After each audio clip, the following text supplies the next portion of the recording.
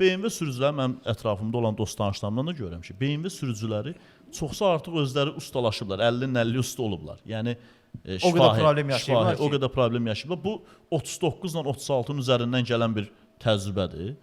Yeni BMW-lərə aid eləmirəm. Bu köhnə 36-39-larda mənim dostlarım da var idi ki, onlar hamısı nə deyirdi ki, mən özüm burasını açıb düzəldirəm, orasını açıb düzəldirəm. Bu Ümumiyyətcə Hyundai ilə BMW-ni müqayisə etmək kökündən yanlış bir şeydir. Həm də izləyicilərə hörmətsizlikdir deyərdim. Müqayisə eləmək olmaz. Usta gözü ilə Aha. mən deyirəm bu sözləri. Aha.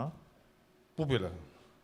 Sonra niyə qəbahət, nəyə deyirəm qəbahət deyir? Yəni hər bir sürücü öz maşınını düzəldə də bilər, təmir də edə bilər. Ondan nə gözəl, ondan yaxşı bir şey var.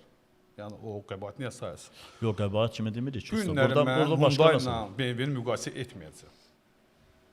Bunu etməyəcəm. BMW haqqında danışacağam. Çünki mənə özünə ayıb bilirsən də onu. Bəli, ayıb bilirəm. Ayıbdır, əlbəttə ki, ayıbdır. Bir də siz mənə zəng vuranda demişdiniz ki, BMW haqqında danışacaqsınız. Siz mənə deməmişdiniz Hyundai barəsində. Yoxsa gəlməzdim, hə? Gəlməzdim. Yoxsa gəlməzdim.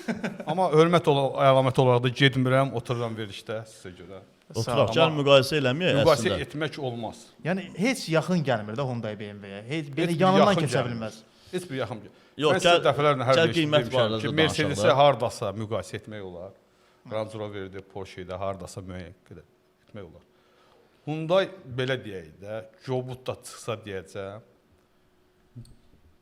eşşəklə atı müqayisə etmək olar yoxsa yox? Necə müqayisə lazımdır İvandı da. Yəni Jobut da olsa mən başa. Xalqımızın əlindən çox tutub o vaxt.